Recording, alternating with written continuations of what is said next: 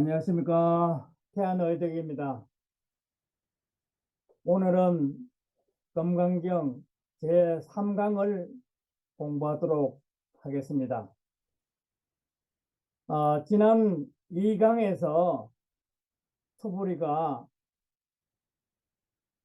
마음을 항복받는 방법에 대해서 물어봤습니다. 그 물음에 부처님께서는 상을 내지 말라라고 말씀했습니다. 아상, 인상, 중생상, 투자상을 모두 내지 말라라는 그런 말씀을 했습니다. 그래서 상을 내지 않는 것이 바로 무아죠. 무아를 체득하는 것이 금강경에 있어서 제일 중요한 문제가 되겠습니다. 선정을 통해서, 깊은 선정을 통해서 무아를 체득하게 되면은 온이 개공함을 볼 수가 있습니다. 이어서 오늘은 제3강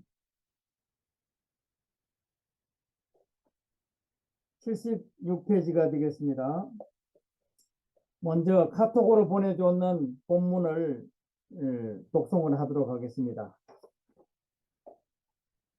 다 묘행무주분 부차 수보리 보살어법 응무소주 행어보시 도의 부주색보시 부주성향미촉법 보시 수보리 보살응여시 보시 부주어상 하이고 약보살 주부상 보시 기복 기복덕 불가사의 사량 76페이지 본문입니다. 머무름 없이 실천하라는 그런 내용입니다. 다음으로는 수보리야 보살은 온갖 법에 마땅히 머무르는 집착하는 바가 없이 보시를 행하여야 할 것이니 이런 바 물질에 머물지 않는 보시며 정향 미촉법에 머물지 않는 보시니라. 수보리야 보살은 마땅히 이와 같이 보시하여 물질의 상에 머물지 말 것이니 왜냐하면 만약 보살이 상에 머물러 집착하지 않고 보시하면 그 복덕이 헤아릴 수 없기 때문이니라. 방설입니다. 부처님께서는 머무는 방법으로 어디에도 그 마음이 머물지 말기를 당부하면서 육바라밀의 첫 번째 덕목인 보시를 강조하고 계십니다. 응무소주 행어 보시, 이 말은 마땅히 머무는 바 없이 보시를 행하라는 것으로 어떤 보상이나 기대하는 바 없이 베풀어라는 그런 말입니다. 마치 봄날의 꿈이 아무 흔적도 남기지 않는 것처럼 깨끗이 잊어버리라는 것입니다. 보상이나 대가를 기대하는 베품은 상행위와 다를 바가 없지 않겠습니까? 보시에는 세 가지가 있는데 물질을 베푸는 계시, 부처님의 법을 베푸는 법시, 두려움에서 구해주는 무예시가 있습니다. 보시를 강조하는 이유는 무엇이겠습니까? 소유란 닫힌 삶, 즉 소유에 대한 집착과 욕망으로 흐르는 데 반해 보시는 열린 삶, 즉 탐욕을 없애는 것입니다. 소유를 무소유로 바꾸어가는 수행이 곧 보시를 강조하는 것입니다. 부처님께서는 간곡하게 색상에 매여서도 안 되고 좋은 소리에 머물러서도 안 되며 향기나 맛이나 촉감 등에 머물러서도 안 된다고 말씀하십니다. 어디에도 머물지 말고 살아라고 하고 머무르되 머무는 바 없이 머무르라고 하는데 상에 머물지 않는 보시 있는 것입니다.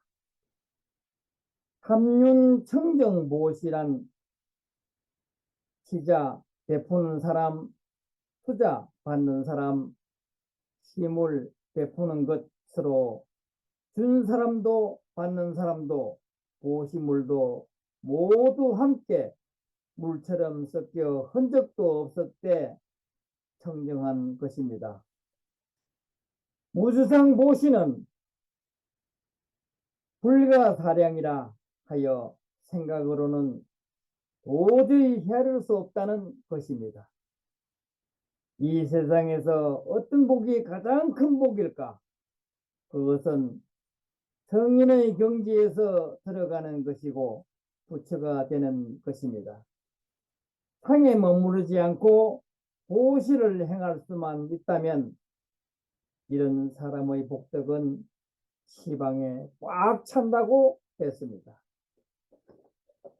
그러면은 다시 본문으로 돌아가서 수불이 의우나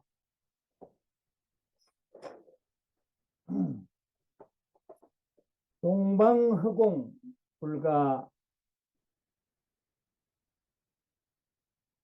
가사량부 불야세존 수불이 남서북방 사유상하허공 가사량부 불야세존 수불이 보살 무주상 보시복덕 역부여시 불가사량 수보리 보살 단응여소 교주라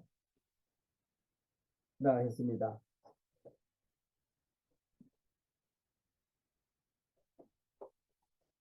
77페이지 밑에 부분입니다. 수불이야, 너의 생각은 어떠냐? 동쪽의 허공을 헤아릴 수 있겠는가? 못하겠습니다. 세존이시여.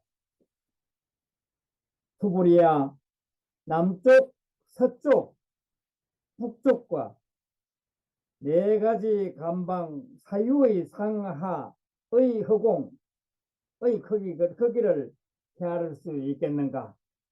못하겠습니다. 세존이시여. 수불이야, 보살이 상에 집착하지 않고 보시하는 복덕도 또한 이와 같이 헤아릴 수 없이 크느니라. 수불이야, 보살은 단지 마땅히 가르친 바를 따라 그 무엇에도 집착하지 않는 무수장 보시에 머물러야 하느니라 라고 부처님께서 강조하고 계십니다. 금강경에서 헤아릴 수 없는 무한대의 숫자를 계속 제시하면서 그 복덕을 논하고 있습니다. 참으로 상에 머물지 않는 무주상 보시의 복덕이 크다는 것을 설하기 위해서 크기로는 더 큰 것이 없는 시방의 헐궁을 빌려와서 복덕에 비유한 것입니다. 머무는 바 없는 마음으로 아무 조건 없이 중생을 위해 보시하는 텅 빈 마음은 그 마음의 크기가 우주보다 더 크다고 강조한 것입니다. 수보리가 질문한 어운하주 운하항복기심, 즉 마땅히 어떻게 살아야 할 것이며 어떻게 그 마음을 항복받아야 합니까? 에 대한 답변으로 마땅히 가르친 준 대로 실천하면 그 망심은 항복될 것이다 라고 포괄적으로 답변하고 계십니다. 사람으로 태어나 가장 잘 사는 방법이란 모으고 쌓는 것이 아니라 버리고 비워나가는 제품으로 그것이 무량공덕이 되어 궁극적인 깨달음에 이르는 것입니다. 금강경은 크공을 청량할 수 없듯이 상에 집착하지 않고 행하는 무주상 보시의 복덕 또한 청량할 수 없다고 하였습니다. 무주상 보시의 결과는 업력의 구속을 벗어나는 길이며 부처님의 지위로 이어지는 복덕이기 때문입니다. 우리는 부처님의 바른 가르침을 믿고 따르는 실천으로 자족할 줄 아는 지혜를 일깨워 나가야 할 것입니다.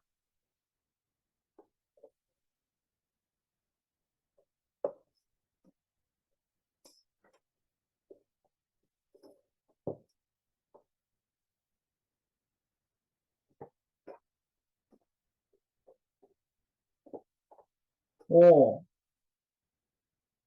열이 실견분 수보리 의운하 가이신상 연열애부 불야세존 불가이신상 득견열애 하이고 열애소설신상 적비신상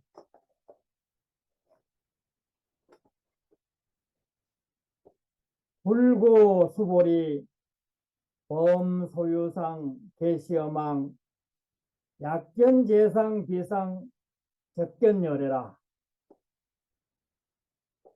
이제 사고개가 처음으로 등장하고 있습니다. 78페이지 아랫부분입니다. 5. 이치 그 자체로서 참답게 보라. 수보리야, 너희 생각은 어떠하냐? 30 이상의 응신으로 신상으로 열애의 법신이라고 볼 수 있느냐? 아니옵니다. 세존이시여.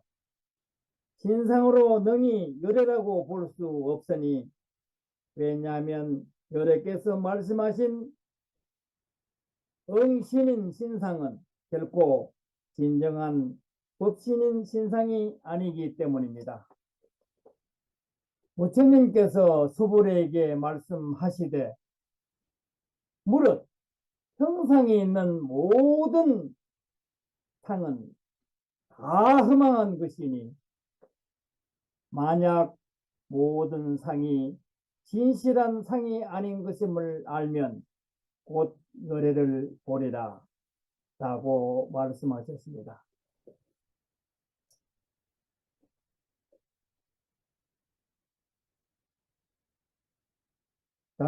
강설을 하게 되면은 부처님께서는 중생의 마음속에 상이 없어야만 진실을 깨닫고 한량없는 복덕을 얻는다고 신법에 대한 말씀을 하셨고, 이번에는 이 세상에 존재하는 모든 현상의 실상을 보여주기 위하여 우리가 육안으로 볼 수 있는 부처님의 육신을 들어 설하고 있습니다.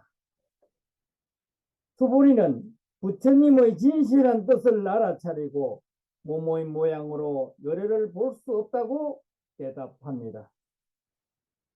신상, 적비신상에서 신상은 육신, 색신을 말하고 비신상은 법신을 말합니다. 한 인간의 존재를 이해하는 데에는 두 가지가 있으니 하나는 색신이고 또 하나는 법신입니다. 법신은 영원히 불변하는 진리의 당체로 눈으로 보려고 하여도 볼 수가 없는 몸입니다. 범소유상 계시어망 약견재상 적견열에는 건강의 경에서 첫 번째 나오는 사국계입니다. 무릇 형상이 있는 모든 상은 다 허망한 것이니 만약 모든 상이 있는 것과 상이 없는 것을 동시에 본다면 로 해석할 수가 있고 반면 동격인 아닌 것으로 해석한다면 모든 상을 상 아닌 것으로 본다면 이는 곧 요리를 보리라고 하셨습니다. 이는 보는 관점에 따라 해석이 달라질 수 있음을 밝혀두지만은 여기에서 금강경이 앞으로 계속해서 논조가 진행될 텐데 여기에 해답이 있습니다. 첫 번째 사국에서 해답이 있습니다. 범소유상 계시어망 약견재상비상 적견열애 이 논지에 대해서는 확실히 우리가 머리에 숙지를 하고 있어야 되겠습니다. 우리가 학교 다닐 때 수학 시간에 수학에는 인수분해 공식과 여러 가지 공식이 있습니다. 금강경에도 수의 공식과 마찬가지로 여기에 나오는 모든 상은 허상이라는 것을 바로 알아야 말로서 상이다라고 하는 겁니다. 바로 아다파를 말하는 거죠. 이렇게 해서 이 내용을 머릿속에 확실히 남겨주셔서 범소유상 약견 범소유상 계시허망 약견재상비상 적견열애라는 이 사국이가 금강경의 처음에서 끝까지 관통하고 있다는 것을 미리 이야기하고 있으니까 이 공식을 반드시 숙지가 될 때까지 깊이 생각을 하고 암기를 해 주셔야 되겠습니다. 이상으로 제3강을 마치고 다음 시간에 또 좋은 모습으로 뵙도록 하겠습니다. 감사합니다. 수고하셨습니다.